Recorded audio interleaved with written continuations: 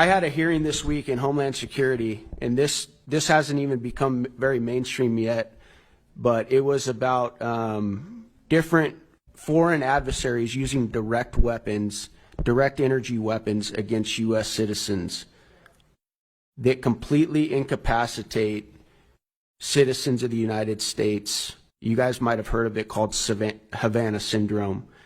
And then we went down to the SCIF, and we got a classified briefing from some of the people on the panel, and it was one of the most. I'm a former Navy SEAL, so I've traveled around the world and hunted bad guys for a long time. But I can tell you this: when I went down to that SCIF, it was one of the most terrifying briefs that I've ever been a part of. Okay, this is how brazen our enemies are becoming because of how foolish, corrupt, incompetent, and I would actually say wicked we have become. This is why it becomes so important to understand the novelty and the viability of neuroscience is being leveraged as weapons. We then have the use of nanoparticulate agents, aerosolizable nanomaterials that can be breathed in and disrupt blood flow or neurological network activity, that can be used as an in-close weapon, or perhaps that can be used as a more broad weapon of disruption and or destruction.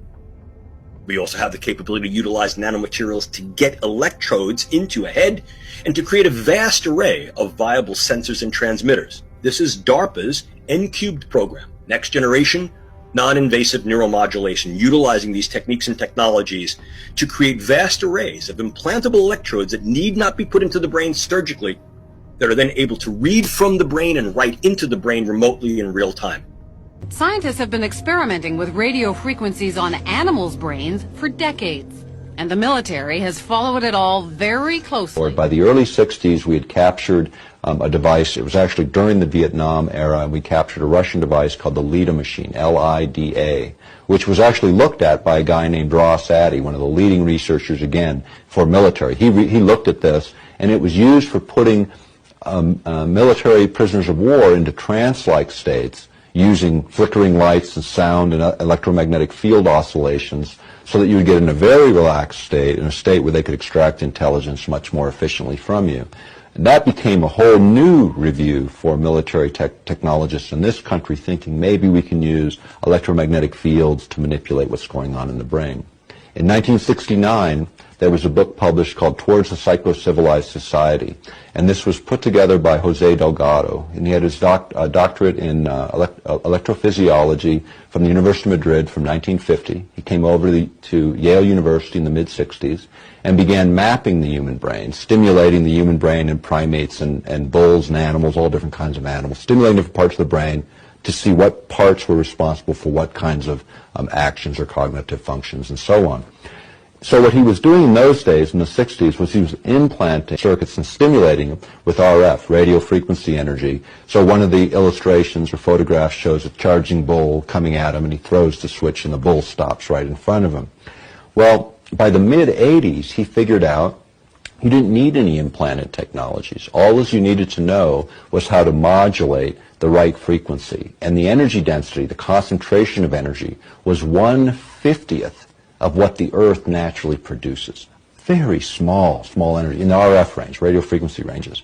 Now, compare that to what's around us right at the moment. At the moment, there's 200 million times more radio frequency and energy around us in any urban area than there is naturally produced by the Earth.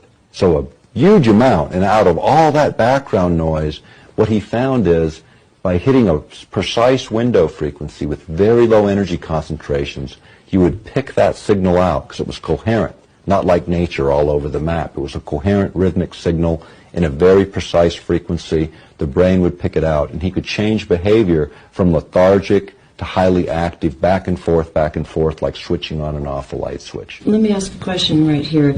Is that with the subject that was in, say, a short distance of whatever he was utilizing to affect this particular pulse, or is this at large? Could he do this on, say, larger groups?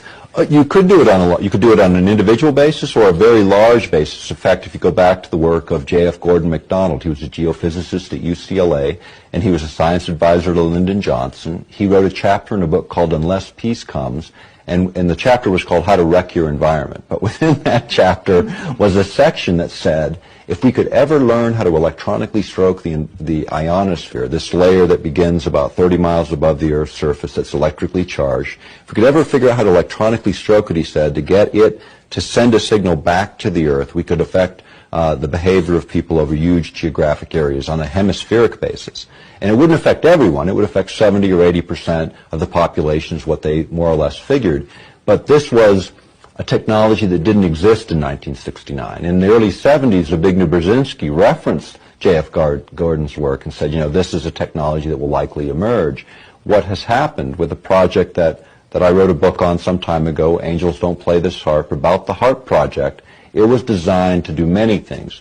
Documents dating back into the early 80s, we see that the military had discussed the possibilities of mind control through radio frequency energy. The possibility is there. The military has studied it. A 1982 Air Force report called radio frequency energy a major new research initiative and said that RF can, quote, disrupt normal purposeful behavior. A 1987 military report called for more research on RF energy as a non-lethal weapon, while pointing out that most of the existing technology is classified. In 1993, there was a big conference at Johns Hopkins University. The entire conference was classified. The agenda wasn't, and weapons using extremely low radio frequencies, or ELFs, were listed as a very attractive option. I want to turn on that lamp with the power of my mind through the electronics in this hat. What Discount Lando Calrissian isn't telling you is that that technology is well over 70 years old. This is a toy that came out 15 years ago called MindFlex. And by focusing, the headset picks up my EEGs and makes the ball rise and fall. The problem is, this is extremely old technology and is nothing better than a children's game. And for somebody who is a pseudoscientist and pseudo-celebrity to get up here and ooh and ah you like this is some big deal is disingenuous at best. So I'm going to take you through the current state of remote brain influencing and EEG entrainment technology, and you're going to be absolutely shocked. Technologies they let you know about publicly require headsets. But the truth is, we haven't required a headset to remotely monitor or influence your mind in well over 50 years. This is U.S. patent 3,951,134. It was granted in 1976, but filed in 1974, and that's by Robert G. Malik. As you can see, it's the apparatus and method for remotely monitoring and altering brainwaves. Summary of the invention is the present invention relates to the apparatus and method for monitoring brainwaves, wherein all components of the apparatus employed are remote from the test subject. More specifically, high-frequency transmitters are operated to radiate electromagnetic energy of different frequencies through antennas which are capable of scanning the entire brain of the test subject or any desired region thereof. In addition to passively monitoring his brainwaves, the subject's neurological processes may be affected by transmitting to his brain through a transmitter, compensating signal. The latter signals can be derived from the received and processed brainwaves. For anyone familiar with my previous work on HemiSync and the Gateway experience, you know that I am extremely leery of the Monroe Institute. Now, after having found out that they have been taking recordings of people's brainwaves in altered states of consciousness for decades.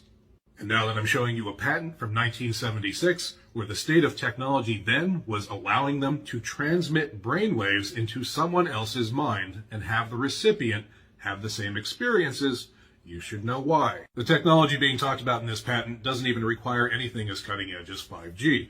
They were using radar, and they were allowed them to remotely monitor fighter pilots, and that was the original use case for this. There have, of course, been many advances in this technology since 1976, such as patent 6,011,991 from 2000, and that's a communication system and method including brainwave analysis and or use of brain activity by Martirosyan.